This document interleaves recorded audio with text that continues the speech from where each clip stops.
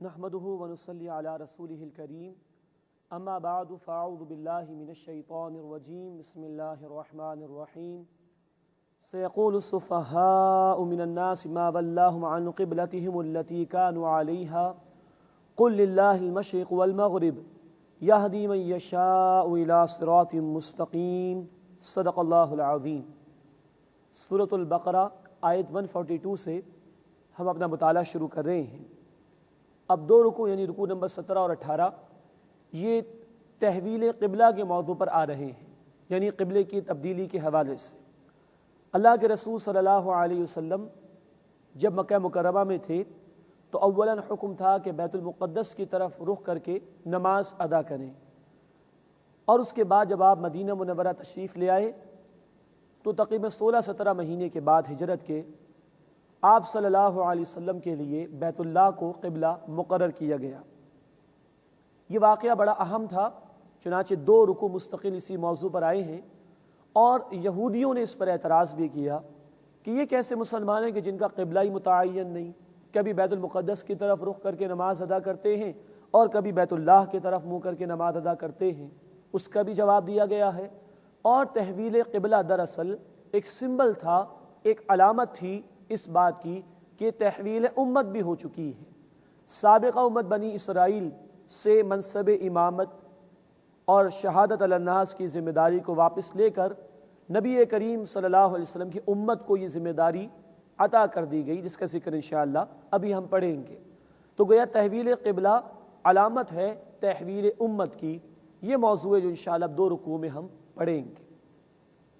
سیقول السفہاء من الناس، اب عنقریب لوگوں میں سے بے وقوف لوگ کہیں گے ما ولاہم عن قبلتہم التی کانوا علیہا، کہ کس چیز نے اس قبلے سے مسلمانوں کو پھیر دیا جس پر کہ وہ تھے۔ قل للہ المشرق والمغرب، اے نبی صلی اللہ علیہ وسلم فرما دیجئے مشرق اور مغرب اللہ ہی کے لیے ہے۔ ایسی ہی بات ہم نے پڑھی تھی سورہ البقرہ ہی میں آیت نمبر 115 میں کہ مشرق و مغرب اللہ ہی کے لیے ہے۔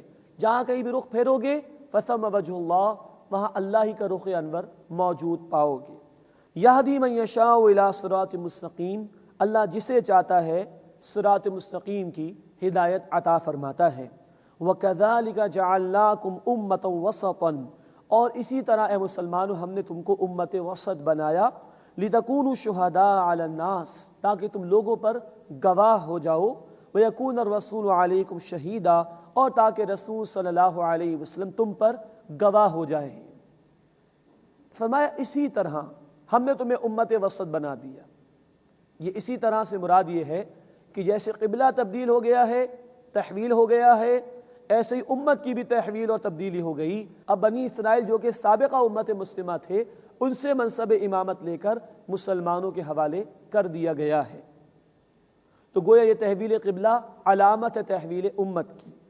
فرمایا کہ اور اسی طرح ہم نے تمہیں درمیانی امت بنایا۔ امت وسط اس کے ایک معنی درمیانی امت کے ہیں اور ایک معنی معتدل کے بھی ہیں۔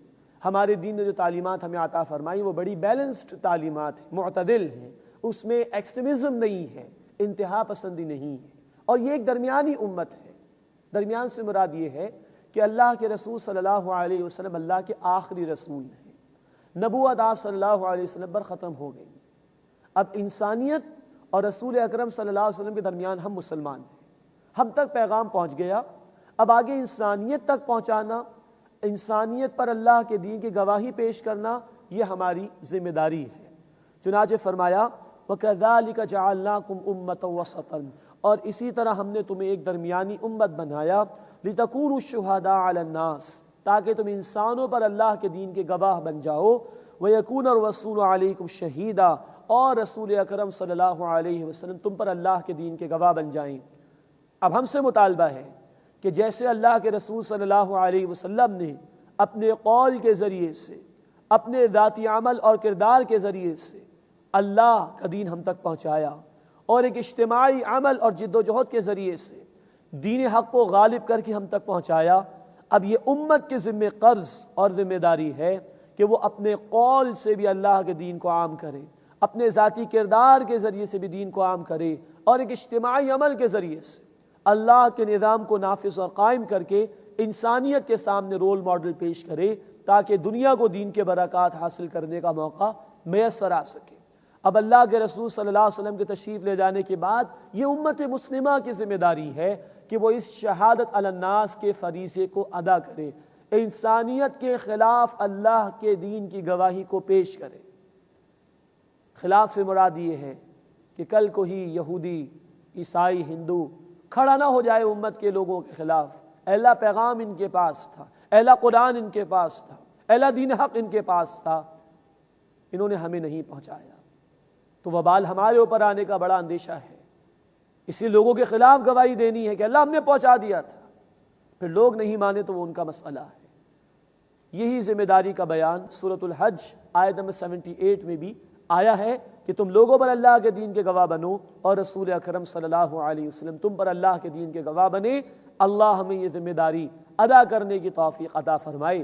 اسلام کا مطالبہ صرف یہ نہیں کہ ہم چند عبادات یا ریچولز پر عمل کر لیں، بلکہ مطالبہ ہے کہ خود اللہ کی بندگی کرو، انسانیت تک اللہ کے دین کی دعوت کو پہنچاؤ، اور اللہ کے دین حق کو غالب اور قائم کر کے انسانیت کے سامنے اس کا نمونہ پیش کرو۔ وَمَا جَعَلْنَا الْقِبْلَةَ الَّتِي كُنْتَ عَلَيْهَا، اور اے نبی صلی اللہ علیہ وسلم جس قبلے پر آپ تھے وہ ہم نے مقرر نہیں کیا تھا، إِلَّا لِنَعْلَمَ، مگر اس لیے کہ ہم ظاہر کر دیں، مَن يَتَّبِعُ الرَّسُولَ مِمَّن يَنقَلِبُ عَلَىٰ عَقِبَيْهِ، کہ کون رسول کی پیروی کرتا ہے صلی اللہ علیہ وسلم اس شخص کے مقابلے میں کہ جو پھر جاتا ہے اپنی ایڑیوں پر الٹے پاؤں۔ یہاں دو باتیں پیش نظر رکھنا ضروری ہے۔ نمبر ایک، اللہ نے فرمایا کہ وہ قبلہ ہم نے مقرر کیا تھا اے نبی جس پر آپ تھے، اس کا ایک مقصد تھا، وہ آگے بیان ہوا۔ اب پورے قرآن میں کہیں یہ ذکر نہیں ہے کہ بیت المقدس کی طرف رخ کر کے نماز ادا کیجیے، لیکن یہ ذکر ضرور ہے کہ اب قبلہ تبدیل ہو رہا ہے، اس کی مزید تفصیل آگے آئے گی انشاءاللہ۔ گویا کہ قرآن کے علاوہ بھی اللہ کے رسول صلی اللہ علیہ وسلم پر وحی آتی تھی، جس کو عام اصطلاح میں ہم سنت اور حدیث کہتے ہیں، ورنہ قرآن میں کہیں ذکر نہیں کہ بیت المقدس کی طرف رخ کر کے نماز ادا کی جائے۔ تو یہ گویا سنت کی اتھارٹی ہے، حجت حدیث کی دلیل ہے جو اس مقام پر اللہ نے بیان فرمائی۔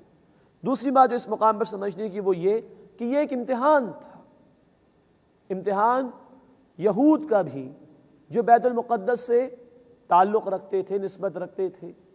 اب جب آپ صلی اللہ علیہ وسلم مدینے میں آ گئے ہیں اور اب حکم ہو رہا ہے کہ بیت اللہ کو اپنا قبلہ مقرر کرو، تو یہ امتحان ہو رہا ہے کہ آیا اپنی پچھلی روایات کو اہمیت دیتے ہیں یا اللہ کے حکم کو اہمیت دیتے ہیں؟ بیت المقدس کے بجائے بیت اللہ کی طرف رخ کر کے نماز ادا کرتے ہیں کہ نہیں کرتے؟ یہ یہود کا بھی امتحان ہو گیا، تو یہ بڑا بھاری امتحان تھا۔ عربوں کا بھی امتحان ہو گیا جو خانہ کعبہ سے نسبت رکھتے تھے کہ آیا وہ بیت المقدس کی طرف رخ کر کے نماز ادا کرتے ہیں یا نہیں کرتے، یا اپنی روایات سے جڑے رہتے ہو، اللہ کے حکم کو ترجیح دیتے ہو یا اپنی روایات کو ترجیح دیتے ہو۔ یہ عربوں کا بھی امتحان ہو گیا تھا۔ گویا ایک ہی بات کے کئی پہلو سامنے آ رہے ہیں کہ یہود کا بھی امتحان اور عربوں کا بھی امتحان، اور خاص طور پر یہ امتحان کہ اللہ نے وحی کے ذریعے سے، لیکن وہ وحی جو قرآن کے علاوہ اللہ کے رسول پر آتی تھی صلی اللہ علیہ وسلم، جو کہ حدیث ہم کہتے ہیں جسے، یا سنت کہتے ہیں، اللہ نے وہ حکم اللہ کے رسول کو دیا تھا۔ دراصل عالم ظاہر میں یہ اللہ کے رسول صلی اللہ علیہ وسلم کا حکم تھا، اللہ دیکھنا چاہتے تھے کہ مانتے ہو یا نہیں مانتے۔ وَإِن كَانَتْ لَكَبِيرَةً إِلَّا عَلَى الَّذِينَ هَدَى اللَّهُ، اور بے شک یہ بڑی بھاری بات تھی مگر ان لوگوں پر نہیں جنہیں اللہ نے ہدایت دی۔ ہر ایک کا امتحان ہو گیا تھا، واقعی بڑا بھاری معاملہ تھا، لیکن جنہیں اللہ نے ہدایت دی وہ استقامت کے ساتھ حق پر اور اللہ کے حکم پر ڈٹے رہے۔ وَمَا كَانَ اللَّهُ لِيُضِيعَ إِيمَانَكُمْ، اور اللہ ایسا نہیں کہ تمہارے ایمان کو ضائع فرما دے۔ یہ بڑا اہم مقام ہے اس اعتبار سے کہ یہاں اللہ تعالیٰ نے نماز کو ایمان قرار دیا ہے۔ اس سے کہ یہود کا اعتراض یہ تھا اگر بیت اللہ صحیح قبلہ ہے تو پچھلی نمازیں ضائع ہو گئیں، اور اگر پچھلا والا صحیح تھا تو اب نمازیں ضائع ہو جائیں گی۔ اللہ نے تسلی دی کہ نہیں، کوئی نمازیں ضائع نہیں ہوں گی۔ پہلے وہ حکم تھا تو اس کے مطابق ادا کی گئی نماز درست، اب یہ حکم ہے تو اس کے مطابق ادا کی جانے والی نماز بھی درست ہوگی۔ تو یہاں اللہ نے نماز کے بجائے ایمان کا لفظ استعمال کیا، وہ یہ نماز اور ایمان لازم و ملزوم ہے۔ اللہ ہمیں تمام نمازوں کا اہتمام کرنے کی توفیق عطا فرمائے۔ وما كان اللہ لیضیع ایمانکم، اور اللہ ایسا نہیں کہ تمہارے ایمان کو ضائع فرما دے.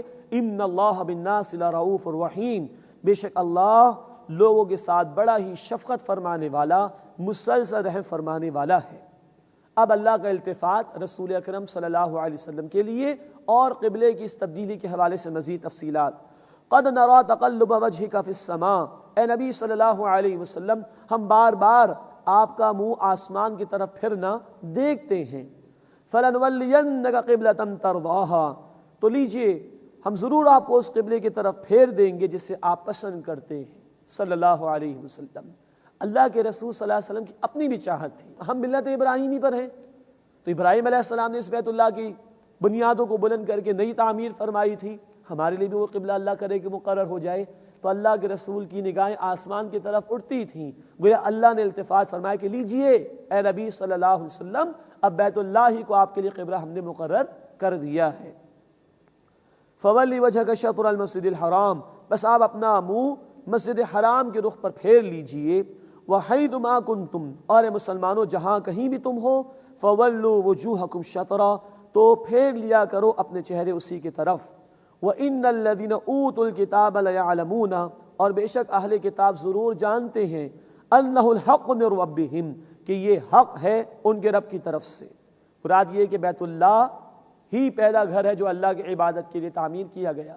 بیت المقدس تو ابراہیم علیہ السلام کے بعد صدیوں کے بعد تعمیر ہوا ہے، اور ان کی کتابوں میں یہ بھی باتیں موجود تھیں کہ آخری رسول کا قبلہ بیت اللہ ہی ہوگا. تو وہ جانتے ہیں اس بات کو، أَنَّهُ الْحَقُّ مِنْ رَبِّهِمْ، کہ بے شک یہ حق ان کے رب کی طرف سے. وَمَا اللَّهُ بِغَافِلٍ عَمَّا يَعْمَلُونَ، اور اللہ اس سے بے خبر نہیں جو کچھ وہ کرتے ہیں.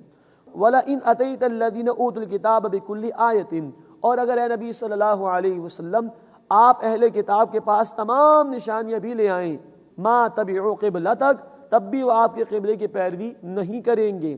وَمَا أَنْتَ بِتَابِعٍ قِبْلَتَهُمْ، اور آپ ان کے قبلے کی پیروی کرنے والے نہیں ہیں. وَمَا بَعْضُهُمْ بِتَابِعٍ قِبْلَةَ بَعْضٍ، اور ان میں سے کوئی کسی دوسرے کے قبلے کی پیروی کرنے والا بھی نہیں ہے. بیت المقدس ہی کی مثال لے لیجئے، اس کے مغربی گوشے کو یہود نے مخصوص کر لیا اپنے لیے، مشرقی گوشے کو نصارہ نے مخصوص کر لیا اپنے لیے، تو یہ ایک دوسرے کے قبلے کی بھی پیروی کرنے والے نہیں ہیں. وَلَئِنِ اتَّبَعْتَ أَهْوَاءَهُمْ، اور اگر آپ نے بالفرض ان کی خواہشات کی پیروی کی، من بعد ما جاءك من العلم، اس کے بعد کہ آپ کے پاس علم آ چکا، انك اذا لمن الظالمین، تو بے شک آپ جذباتی لوگوں میں سے ہو جائیں گے. ظاہری بات ہے اللہ کے رسول صلی اللہ علیہ وسلم سے تو اس کا کوئی امکان نہیں تھا. آپ کے ذریعے سے یہود و نصارہ کو بھی کہا جا رہا ہے کہ اللہ کے رسول صلی اللہ علیہ وسلم تمہاری پیروی نہیں کریں گے، اور آپ صلی اللہ علیہ وسلم کے ذریعے سے مسلمانوں کو تلقین کی جا رہی کیا حق ان کے پاس آ چکا ہے، اب وہ اس حق کو چھوڑ کر یہود و نصارہ کی پیروی نہ کریں. الذین آتیناہم الکتاب، اور جنہیں ہم نے کتاب عطا کی ہے، یعرفونہ کما یعرفون ابناءہم، وہ انہیں پہچانتے ہیں جیسے وہ اپنے بیٹوں کو پہچانتے ہیں. وہ رسول اللہ صلی اللہ علیہ وسلم کو بھی پہچانتے تھے، وہ قرآن کو بھی پہچانتے تھے، بالکل اسی طرح جیسے وہ اپنے بیٹوں کو پہچانتے تھے. اتنے واضح طور پر اللہ کے رسول صلی اللہ علیہ وسلم کی نشانیاں ان کی کتابوں میں موجود تھیں. وَإِنَّ فَرِيقًا مِّنْهُمْ لَيَكْتُمُونَ الْحَقَّ وَهُمْ يَعْلَمُونَ، اور بے شک ان میں سے ایک گروہ حق کو چھپاتا ہے جبکہ وہ جانتے بھی ہیں، جانتے بوجھتے حق کو چھپا رہے ہیں. الحق من ربک، بے شک اے نبی صلی اللہ علیہ وسلم حق تو آپ کے رب کی طرف سے ہے. فَلَا تَكُونَنَّ مِنَ الْمُمْتَرِينَ، بس آپ شک کرنے والوں میں سے ہرگز نہ ہو جائیے گا. اب یہ انداز ہے اللہ تعالیٰ کا، خطاب ہوتا ہے رسول اکرم صلی اللہ علیہ وسلم سے، لیکن سنایا جاتا ہے دوسرے لوگوں کو کہ یہ ہرگز شک میں نہیں اور یہ حق ہی کی پیروی کریں گے. تو دوسروں کو سنایا جاتا ہے اور خطاب ہو رہا ہے رسول اکرم صلی اللہ علیہ وسلم سے. اس کے بعد 18واں رکوع شروع ہو رہا ہے سورہ مبارکہ کا، اس میں تحویل قبلہ کا مزید ذکر انشاءاللہ آئے گا. وَلِكُلِّ وِجْهَةٌ هُوَ مُوَلِّيهَا، اور ہر ایک کے لیے ایک رخ ہے جس کی طرف وہ پھر جاتا ہے. ہر ایک کا کوئی نہ کوئی مقصد ہے جس کی طرف وہ پیش قدمی کرتا ہے. فَاسْتَبِقُوا الْخَيْرَاتِ، بس تم نیکیوں میں سبقت کرنے کی کوشش کرو. دنیا میں لوگ زندگی بسر کر رہے ہیں، ہر ایک کا اپنا اپنا کوئی مقصد ہے، کوئی نہ کوئی ٹارگٹ ہے، وہ اسی کی طرف رواں دوا ہے. لیکن تمہیں چاہیے کہ تم سبقت کرو، کمپیٹ کرو ایک دوسرے سے بھلائی کے کاموں میں، اور اسی میں آگے بڑھنے کی کوشش کرو. اینما تکونوا، جہاں کہیں بھی تم ہوگے، یأتی بکم اللہ جمیعا، اللہ تم سب کو اکٹھا فرما دے گا۔ ان اللہ علی کل شیء قدیر، بے شک اللہ تعالیٰ ہر شے پر قدرت رکھنے والا ہے۔ ومن حیث خرجت، اور اے نبی صلی اللہ علیہ وسلم جہاں کہیں سے آپ نکلے، فولی وجہک شطر المسجد الحرام، بس اپنے رخ کو مسجد حرام کی طرف پھیر لیجئے۔ وَإِنَّهُ لَلْحَقُّ مِن رَبِّكَ، اور بے شک آپ کے رب کی طرف سے یہی حق ہے۔ وَمَا اللَّهُ بِغَافِلٍ عَمَّا تَعْمَلُونَ، اور اللہ اس سے بے خبر نہیں اے لوگو جو کچھ تم کرتے ہو۔ وَمِنْ حَيْثُ خَرَجْتَ، اور اے نبی صلی اللہ علیہ وسلم جہاں کہیں سے آپ نکلیں، فَوَلِّ وَجْهَكَ شَطْرَ الْمَسْجِدِ الْحَرَام، اپنے رخ کو مسجد حرام کی طرف پھیر لیں۔ وَحَيْثُ مَا كُنْتُمْ، اور جہاں کہیں اے مسلمانوں تم ہو، فَوَلُّوا وُجُوهَكُمْ شَطْرَهُ، تو اپنے رخ کو اسی کی طرف پھیر لو، یعنی مسجد حرام کی طرف۔ یہ بار بار ان الفاظ کا ذکر آ رہا ہے، اس لیے کہ معاملہ بڑا اہم تھا، بھاری بھی تھا، امتحان بھی تھا، اور امت کی تحویل کی علامت بھی یہ چیز تھی، اس سے بار بار اس کا ذکر کیا گیا۔ مسجد حرام کی طرف رخ کر لو۔ خانہ کعبہ کا ہماری ناک کی سیدھ میں ہونا ضروری نہیں، بلکہ بندے کا رخ مسجد حرام کی طرف ہو جائے اتنا کافی ہے۔ وَحَيْثُ مَا كُنْتُمْ، اور جہاں کہیں مسلمانوں تم ہو، فَوَلُّوا وُجُوهَكُمْ شَطْرَهُ، تو اپنے رخ کو اسی کی طرف پھیر لو۔ لِأَلَّا يَكُونَ لِلنَّاسِ عَلَيْكُمْ حُجَّةٌ، تاکہ لوگوں کے پاس تمہارے مقابلے میں کوئی دلیل باقی نہ رہے، إِلَّا الَّذِينَ ظَلَمُوا مِنْهُمْ، سوائے ان کے کہ جو ان میں سے بے انصاف ہیں، جو ہر دھرمی پر دھاندلی پر آ جائیں تو بات الگ ہے، ورنہ ان کی اپنی کتابیں گواہ ہیں کہ آخری رسول کے لیے یہی بیت اللہ قبلہ مقرر کیا جائے گا۔ فَلَا تَخْشَوْهُمْ، بس ان سے نہ ڈرو، وَاخْشَوْنِی، اور مجھ ہی سے ڈرو، وَلِيُتِمَّ نِعْمَتِي عَلَيْكُمْ، اور تاکہ میں اپنی نعمت تم پر مکمل فرما دوں، وَلَعَلَّكُمْ تَهْتَدُونَ، اور تاکہ تم ہدایت پا جاؤ۔ اب اللہ کی نعمت کا، اللہ کے احسان کا بیان کہ اللہ نے محمد کریم صلی اللہ علیہ وسلم کو لوگوں کی ہدایت کے لیے رسول بنا کر بھیجا۔ کما ارسلنا فیکم رسولا منکم، جیسے کہ ہم نے تم میں ایک رسول کو تمہیں میں سے بھیجا، یتلو علیکم آیاتنا، وہ تم پر ہماری آیات کی تلاوت کرتے ہیں، ویزکیکم، اور تمہارا تزکیہ کرتے ہیں، ویعلمکم الکتاب، اور تمہیں کتاب کے احکامات کی تعلیم دیتے ہیں، والحکمہ، اور حکمت اور وزڈم دانائی سکھاتے ہیں، ویعلمکم ما لم تکونوا تعلمون، اور تمہیں وہ کچھ سکھاتے ہیں جو تم نہیں جانتے۔ اس آیت میں رسول اکرم صلی اللہ علیہ وسلم کے 4 بنیادی کاموں کو بیان کیا گیا۔ قرآن کی آیات کی تلاوت، قرآن کے ذریعے سے لوگوں کا تزکیہ، ان کو پیوریفائی کرنا، قرآن کے احکامات کی وضاحت لوگوں کے سامنے کرنا، اور قرآن میں بیان کردہ علم و حکمت کو، وزڈم کو، شریعت کے احکامات کی حکمتوں کو لوگوں کے سامنے بیان کرنا۔ یہ 4 باتیں 4 ہی مرتبہ قرآن میں آئی ہیں۔ ایک مرتبہ ہم پڑھ چکے سورۃ البقرہ آیت 129 میں، اور اب آ رہی ہے آیت 151 میں۔ پھر انشاءاللہ ہم پڑھیں گے سورہ آل عمران آیت 164، اور چوتھی مرتبہ انشاءاللہ ہم پڑھیں گے سورہ جمعہ آیت نمبر 2 میں۔ تو یہ 4 کام ہیں رسول اکرم صلی اللہ علیہ وسلم کے جو 4 مرتبہ قرآن نے بیان کیے۔ یہ 4 کام بنیادی طریقہ کار سے متعلق ہیں رسول اکرم صلی اللہ علیہ وسلم کے، کہ قرآن کے ذریعے سے آپ نے ایک انقلابی تحریک برپا کی اور اس کے لیے افراد تیار کیے، اسی قرآن کی آیات کو سنایا اور لوگوں کو جگایا، اسی قرآن کے ذریعے سے دلوں کی دنیا کو پاک کیا اور ان میں اللہ کی اور آخرت کی محبت و فکر پیدا کی، اسی قرآن کے احکامات کی آپ نے وضاحت فرمائی اور اس کی علم و حکمت کو، اس کی وزڈم کو لوگوں کے سامنے بیان کیا۔ تو قرآن کی طاقت کے ذریعے سے افراد آپ نے جمع کیے اور وہ ایک ریولوشنری پارٹی، ایک انقلابی جماعت آپ نے تیار کی، جس کے ذریعے سے تاریخ انسانی کا عظیم ترین انقلاب برپا ہوا۔ ان 4 کاموں کے حوالے سے کچھ اور گفتگو انشاءاللہ ہم سمجھیں گے سورۃ الجمعہ آیت نمبر 2 کی روشنی میں۔ وَيُعَلِّمُكُم مَّا لَمْ تَكُونُوا تَعْلَمُونَ، اور تمہیں وہ کچھ سکھاتے ہیں محمد صلی اللہ علیہ وسلم جو تم نہیں جانتے تھے۔ فَاذْكُرُونِی، بس تم مجھے یاد کرو، اذکرکم، میں تمہیں یاد کروں گا۔ بڑا پیارا انداز ہے قرآن کا۔ اللہ سے بندے کا معاملہ 2 طرفہ ہے، تم مجھے یاد کرو، میں تمہیں یاد کروں گا۔ ہمیں سے کون ہے جو نہیں چاہتا کہ اللہ اسے یاد رکھے، اپنی رحمتیں نچھاور کرے؟ لیکن ہمیں بھی جائزہ لینا چاہیے، ہم اللہ کو کتنا یاد رکھتے ہیں۔ اسی کی 2 طرفہ معاملہ ہے، اٹس اے 2 وے ٹریفک۔ فَاذْكُرُونِی، تم مجھے یاد کرو، اذکرکم، میں تمہیں یاد کروں گا۔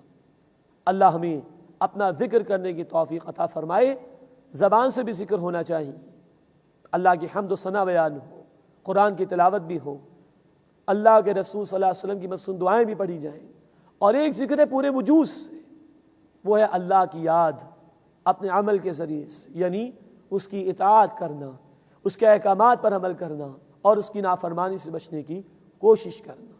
فرمایا فاذکرونی، تم مجھے یاد کرو، اذکرکم، میں تمہیں یاد رکھوں گا، واشکرونی، اور میرا شکر ادا کرو، ولا تکفرون، اور میری ناشکری نہ کرو۔ اللہ کا انکار کر کے بندہ کہاں جائے گا؟ قرآن تو کہتا ہے سورہ ابراہیم آیت نمبر 7 میں، لئن شکرتم لازیدنکم، اگر تم شکر ادا کرو گے میں مزید نعمت تمہیں عطا کروں گا، ولئن کفرتم، اور اگر تم ناشکری کرو گے، ان عذابی لشدید، تو میرا عذاب بھی بڑا شدید ہے۔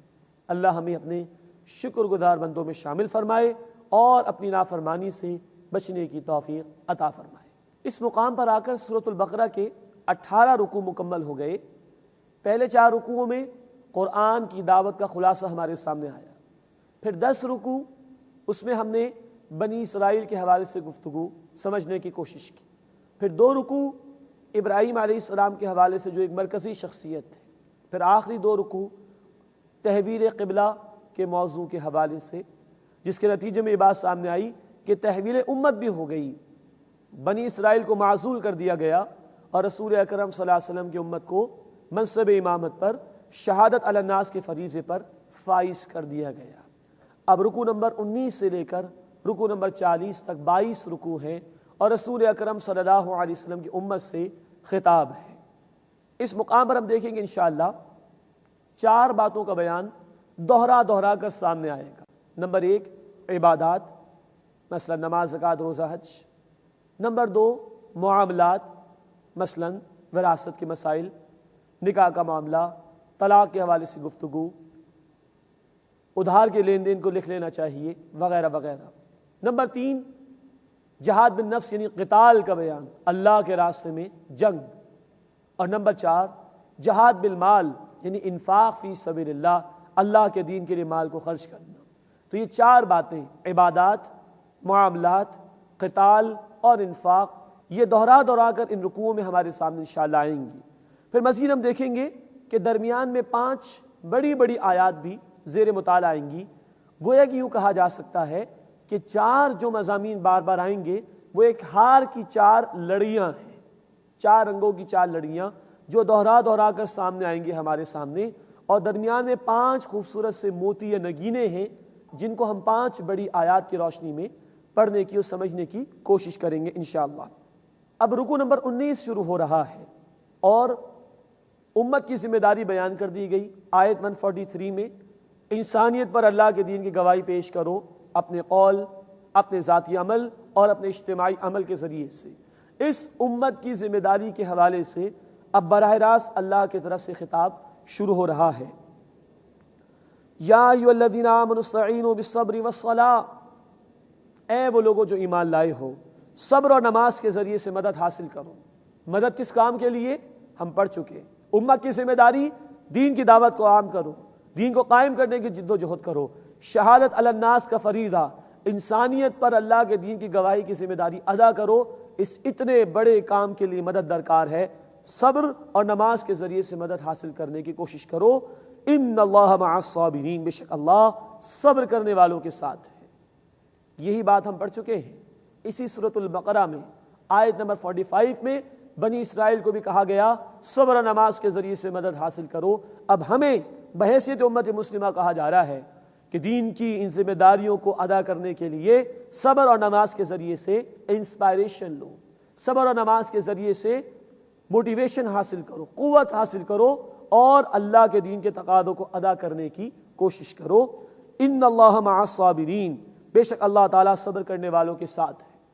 ولا تقولوا لمن يقتل في سبيل الله اموات، اور جو لوگ اللہ کے راستے میں قتل یعنی شہید کر دیے جائیں انہیں مردہ مت کہو، بل احیاء، بلکہ وہ تو زندہ ہیں، ولکن لا تشعرون، لیکن تمہیں شعور تک نہیں ہے کہ وہ زندہ کس طریقے سے۔ یہ پہلا ہی مرحلہ ہے، امت سے خطاب شروع ہی ہوا ہے اور قتال کی بات آ گئی۔ اس راستے میں آئے ہو تو جان لو کہ مشکلات آئیں گی۔ محض دعویٰ کافی نہیں مسلمان ہونے کے لیے، عمل درکار ہے، اور اس عمل کی انتہا جب دین کی ذمہ داریاں ادا کرنے چلو گے تو گردنیں بھی کٹیں گی، جانوں کا نذرانہ بھی پیش کرنا پڑے گا، تیار رہو۔ لیکن فرمایا جو اللہ کے راستے میں قتل یعنی شہید کر دیے جائیں انہیں مردہ نہ کہنا، وہ زندہ ہیں، تمہیں ان کی زندگی کا شعور نہیں ہے۔ یہی بات آئی ہے قرآن حکیم میں سورہ آل عمران آیت نمبر 169 میں بھی کہ جو لوگ اللہ کے راستے میں شہید کر دیے جائیں انہیں مردہ مت کہو، انہیں تو اللہ کے ہاں سے رزق عطا کیا جاتا ہے، وَلَٰكِن لَا تَشْعُرُونَ، لیکن تمہیں شعور نہیں۔ اب اس کے بعد بتایا جا رہا ہے کہ اس راہ حق میں مشکلات کا آنا لازمی سی بات ہے۔ وَلَنَبْلُوَنَّكُمْ بِشَيْءٍ مِّنَ الْخَوْفِ وَالْجُوعِ وَنَقْصٍ مِّنَ الْأَمْوَالِ وَالْأَنفُسِ وَالثَّمَرَاتِ، اور ہم ضرور تمہیں آزمائیں گے خوف سے اور بھوک سے اور مال اور جان کے نقصان کے ذریعے سے اور پھلوں اور پیداوار کے نقصان کے ذریعے سے۔ اس راستے میں آئے ہو مشکلات آئیں گی، جان بھی جا سکتی ہے، خوف بھی آئے گا، مال بھی جا سکتا ہے، اور پیداوار پروڈکشن کے نقصانات بھی ہو سکتے ہیں، لیکن تیار رہو۔ آگے بڑے خوبصورت الفاظ آ رہے ہیں، وَبَشِّرِ الصَّابِرِينَ، اور اے نبی صلی اللہ علیہ وسلم صبر کرنے والوں کو بشارت دے دیجئے۔ یہ صبر کیا ہے؟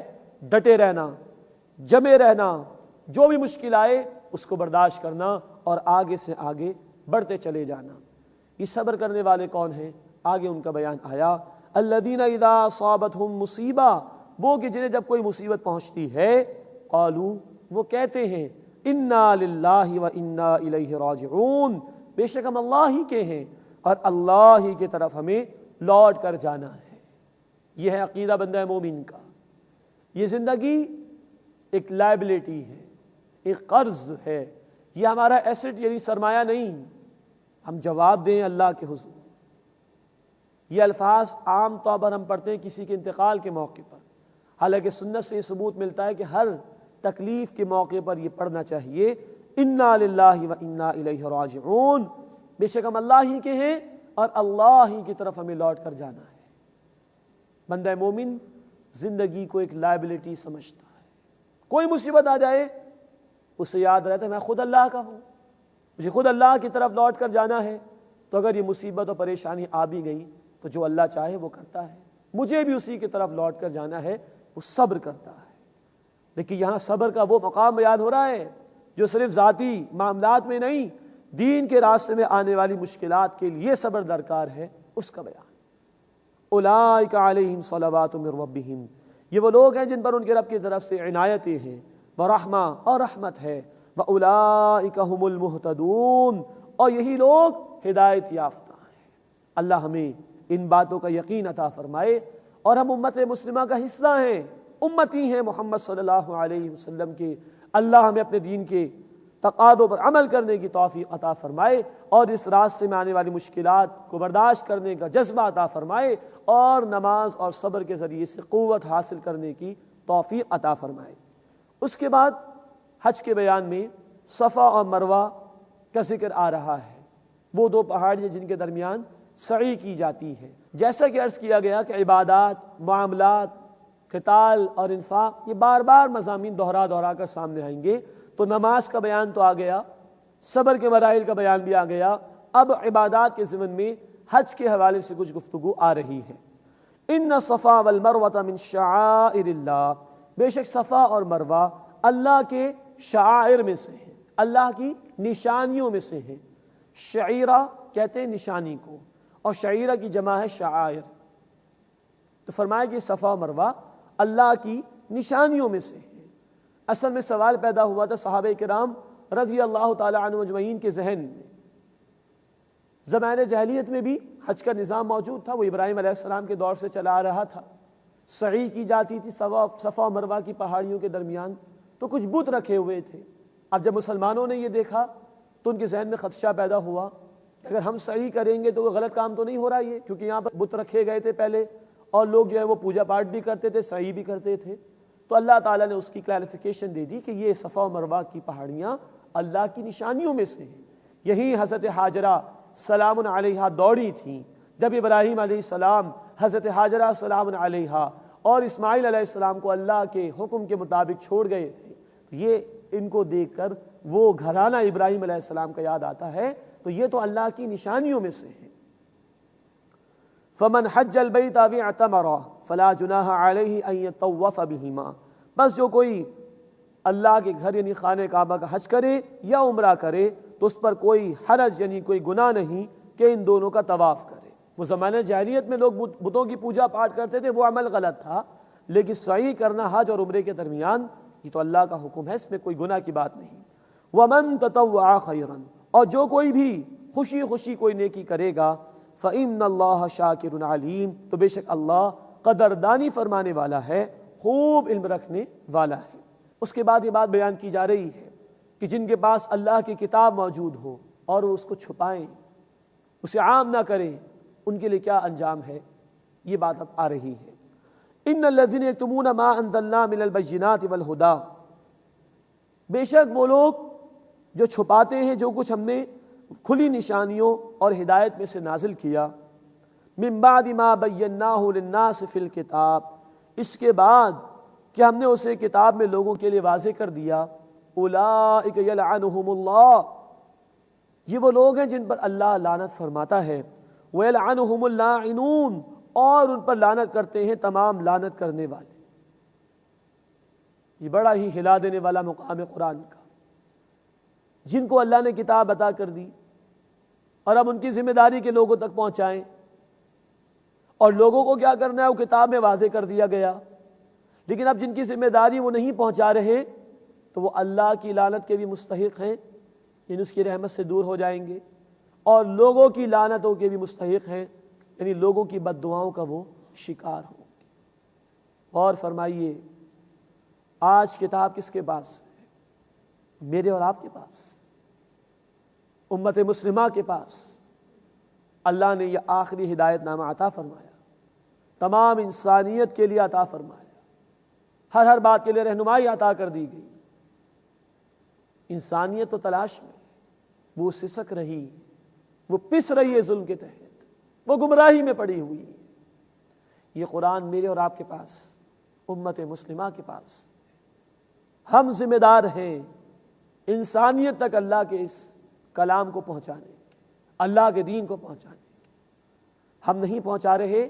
آج دنیا میں فساد ہے، ظلم ہے، بربریت ہے، لوگوں کی حقوق پامال ہو رہی ہیں. اس کا وبال ہمارے اوپر ہے. اللہ کی بھی لعنت، رحمت سے دوری. آج مسلمان دنیا میں مظلوم ہیں. کشمیر اور فلسطین، افغانستان اور عراق اور دنیا کے دیگر علاقوں میں ظلم و ستم کا شکار ہے. کیوں؟ اللہ نے ہمیں اپنی رحمت سے دور کر دی. دنیا ظلم کا شکار ہے، لوگ بد دعائیں کرتے ہیں، ہم تک پہنچ سکتی ہیں. کیوں؟ ہم یہ حق ان تک نہیں پہنچا رہے. اللہ ہمیں اپنے عمل کی اصلاح کرنے کی توفیق عطا فرمائے. اولئک یلعنہم اللہ، یہ وہ لوگ ہیں جن پر اللہ لعنت فرماتا ہے. ویلعنہم اللاعنون، اور ان پر لعنت کرتے ہیں تمام لعنت کرنے والے. الا الذین تابوا، سوائے ان لوگوں کے جنہوں نے توبہ کی، واصلحوا، اور اصلاح کر لی، وبینوا، اور واضح کر دیا پیغام کو. توبہ صرف یہ نہیں کہ ہم ایک دفعہ توبہ کر کے بیٹھ جائیں، نہیں، اب عمل کی اصلاح بھی کرو اور بیان کرو، واضح کرو. بالکل اللہ کے اس کلام کو پہنچاؤ انسانیت تک. خود عمل کرو، ایک اجتماعی نظام ڈیولپ کرو لوگوں کے سامنے رول ماڈل کے طور پر پیش کرنے کے لیے، اور تمام انسانیت تک اللہ کے پیغام کو پہنچاؤ. جو یہ کریں، فرمایا کہ فَأُولَٰئِكَ أَتُوبُ عَلَيْهِمْ، بس یہ لوگ ہیں جنہیں میں معاف فرما دیتا ہوں. وَأَنَا التَّوَّابُ الرَّحِيمُ، اور بے شک میں بہت معاف کرنے والا، مسلسل رحم فرمانے والا ہوں. اللہ ہمیں اس سچی توبہ کی توفیق عطا فرمائے. پوری امت کو قرآن کی دعوت کے عام کرنے اور قرآن کے دیے ہوئے نظام کو قائم کرنے کی جد و جہد میں شریک ہونے کی توفیق عطا فرمائے. ان الذین کفروا، بے شک جن لوگوں نے کفر کیا، وماتوا وہم کفار، اور وہ مر گئے اس حال میں کہ وہ کافر ہی رہے.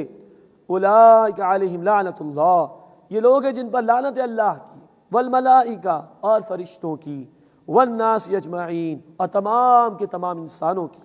خالدین فیہا، وہ اس میں ہمیشہ ہمیشہ رہیں گے، لا یخفف عنہم العذاب، ان سے عذاب ہلکا نہ ہوگا، ولا هم ینظرون، اور نہ انہیں مہلت دی جائے گی۔ اللہ اس برے انجام سے ہماری حفاظت فرمائے۔ وَإِلَٰهُكُمْ إِلَٰهٌ وَاحِدٌ، اور تمہارا معبود معبود واحد ہے، اس کے سوا لا الہ الا ہو، اس کے سوا کوئی عبادت کے لائق نہیں۔ هو الرحمن الرحیم، وہ انتہائی رحم فرمانے والا، مسلسل رحم فرمانے والا ہے۔ اس کے بعد 20واں رکوع شروع ہو رہا ہے۔ اگلی آیت، آیت نمبر 164، یہ پہلی وہ بڑی آیت ہے، وہ نگینہ اور وہ موتی جو 4 لڑیوں کے درمیان آ رہا ہے۔ اس ایک آیت میں 10 آیات کا بیان ہے۔ آیت کے معنی نشانی، آیت کی جمع آیات۔ اب اس ایک ہی آیت میں اللہ کی 10 نشانیاں بیان کی گئی ہیں، تو اس کو آیت الآیات کہا جا سکتا ہے، وہ ایک آیت جس میں اللہ کی کئی نشانیاں بیان کی گئیں۔ اللہ کی معرفت کے حصول کے ضمن میں ان آیات و نشانیوں پر غور و فکر کرنا بہت اہم ہے، اور قرآن نے بار بار اس غور و فکر کی دعوت دی ہے کہ اس کائنات میں غور و فکر کرو، اللہ کو پہچان لو گے۔ ان فی خلق السماوات والارض، بے شک آسمان و زمین کی تخلیق میں، واختلاف اللیل والنہار، اور رات دن کے بدلنے میں، یہ کہ بعد دیگرے وہ آتے ہیں، والفلک التی تجری فی البحر، اور ان کشتیوں میں جو سمندر میں چلتی ہیں، بما ينفع الناس، ان چیزوں کے ساتھ کہ جو لوگوں کو نفع دیتی ہیں، وما انزل اللہ من السماء من ماء، اور جو کچھ اللہ نے آسمان سے پانی اتارا یعنی بارش برسائی، فاحیا به الارض بعد موتها، پھر اس سے زمین کو زندگی عطا فرمائی اس کی موت کے بعد، وبث فیہا من کل دابہ، اور اس میں ہر قسم کے جانور پھیلائے، وتصریف الریاح، اور ہواؤں کے چلنے میں، والسحاب المسخر بین السماء والارض، اور بادلوں میں جو مسخر ہیں آسمان و زمین کے درمیان، لآیات لقوم یعقلون، یقیناً اس میں ان لوگوں کے لیے نشانیاں ہیں جو عقل والے ہیں۔ یہ 10 نشانیاں بیان ہوئی ہیں، جو بھی ان میں غور و فکر کرے گا اللہ کو پہچان لے گا۔ یہ کائنات کا نظام آپ سے آپ پیدا نہیں ہوا، عقل مند لوگوں کے لیے اس میں نشانیاں ہیں، غور و فکر کریں گے تو اللہ ہی تک پہنچیں گے۔ اللہ ہمیں ان آیات میں غور و فکر کی توفیق عطا فرمائے اور اپنی ذات پر پختہ یقین عطا فرمائے۔ وَمِنَ النَّاسِ، اور لوگوں میں سے وہ بھی ہیں، مَن يَتَّخِذُ مِن دُونِ اللَّهِ أَندَادًا، جو اللہ کے سوا شریک بنا لیتے ہیں۔ یہ کب ہوتا ہے؟ جب بندہ اللہ کی نشانیوں پر غور و فکر نہیں کرتا، اللہ کو پہچاننے کی کوشش نہیں کرتا، تو وہ اللہ کے مقابلے میں کسی کم تر شے پر رک جاتا ہے اور اس کی محبت میں مبتلا ہو جاتا ہے۔ وَمِنَ النَّاسِ مَن يَتَّخِذُ مِن دُونِ اللَّهِ أَندَادًا، اور لوگوں میں سے وہ ہیں جو اللہ کے سوا شریک بناتے ہیں، يُحِبُّونَهُمْ كَحُبِّ اللَّهِ، ان سے محبت کرتے ہیں جیسے کہ اللہ کی محبت ہو، شرک کر جاتے ہیں، حالانکہ ہونا کیا چاہیے تھا، وَالَّذِينَ آمَنُوا أَشَدُّ حُبًّا لِلَّهِ، اور جو لوگ ایمان لائے ان کی شدید ترین محبت اللہ کے لیے ہوتی ہے، اس لیے کہ پوری کائنات کو ہمارے لیے اللہ نے سجایا، یہ کروڑا کروڑ نعمتیں اللہ دے رہا ہے، اس کے اذن، اس کی توجہ کے بغیر ہم ایک لمحے بھی زندگی بسر نہیں کر سکتے۔ تو جو ایمان والے ہیں، جو نشانیوں میں غور و فکر کرتے ہیں، اللہ پہ یقین رکھتے ہیں، ان کی شدید ترین محبت اللہ کے لیے ہوتی ہے۔ اللہ اپنی یہ محبت ہمیں بھی عطا فرمائے۔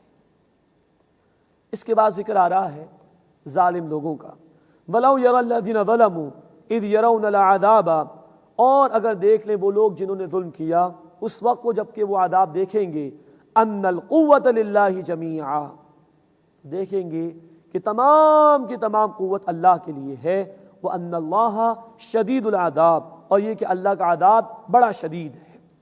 اللہ اپنے عذاب سے ہماری حفاظت فرمائے۔ اس کے بعد 2 آیات میں 2 گروہوں کا ذکر ہے، ایک وہ لوگ جو کمزور تھے معاشرے میں اور کچھ بڑوں کی پیروی کرتے تھے، چودھری وڈیرے قسم کے لوگ، اور دوسرا وہ گروہ جو بڑا بنتا تھا، اپنے آپ کو چودھری اور وڈیرا سمجھتا تھا۔ ان دونوں کا ذکر قرآن حکیم میں 6 مرتبہ آیا ہے کہ یہ ایک دوسرے سے بیزاری کا اعلان کر دیں گے قیامت کے دن۔ اللہ تعالیٰ یہ چاہتے ہیں کہ بندہ سوچ سمجھ کر کسی کی پیروی کرے۔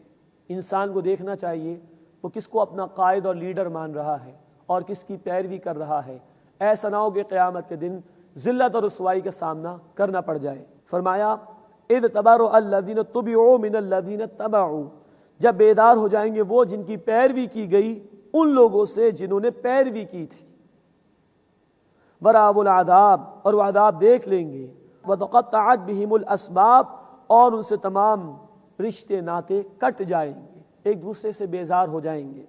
وقال الذین تبعوا، اور کہیں گے وہ لوگ جنہوں نے پیروی کی تھی وہ جو چھوٹے تھے، لو ان لنا کروۃ، کاش ہمارے لیے دوبارہ لوٹنا ہو جائے یعنی دنیا میں، فنتبرأ منہم، تو ہم ان سے بیزاری کریں، کما تبرؤوا منا، جیسے انہوں نے ہم سے بیزاری کی۔ یہ حسرتیں ہوں گی اس دن مان لینے کا کوئی فائدہ نہیں ہوگا۔ دنیا میں انسان کے پاس مہلت ہے، اسے سوچ سمجھ کر بسر کرنا چاہیے۔ آج موقع انسان فائدہ اٹھا لے اور نیک لوگوں کے ساتھ جڑے۔ قرآن نے کہا سورہ التوبہ آیت نمبر 119 میں، کونوا مع الصادقین، سچے لوگوں کے ساتھ ہو جاؤ، غلط قسم کے لوگوں کی پیروی نہ کرو، ورنہ حسرت ہی حسرت ہوگی، افسوس ہی افسوس ہوگا قیامت کے دن۔ فنتبرأ منہم، تو ہم ان سے بیزاری کریں گے، کما تبرؤوا منا، جیسے انہوں نے ہم سے بیزاری کی ہے۔ کذالک یریہم اللہ اعمالہم حسرات علیہم، اسی طرح اللہ ان کے اعمال انہیں حسرتیں بنا کر دکھا دے گا۔ وما ہم بخارجین من النار، اور وہ آگ سے نکلنے والے نہیں ہوں گے۔ اللہم اجرنا من النار، اے اللہ ہمیں آگ کے عذاب سے محفوظ فرما۔ اللہ ہمیں توفیق دے ہم نیک لوگوں کے ساتھ جڑیں، نیک لوگوں کی پیروی اختیار کریں، تاکہ قیامت کی ذلت اور رسوائی سے ہم بچ سکیں۔ اے اللہ ہمیں نیک لوگوں کے ساتھ شامل ہونے کی توفیق عطا فرما، اور برے لوگوں کی کمپنی سے اور برے لوگوں کی صحبت سے بچنے کی توفیق عطا فرما۔ آمین یا رب العالمین۔ وآخر دعوانا ان الحمد للہ رب العالمین۔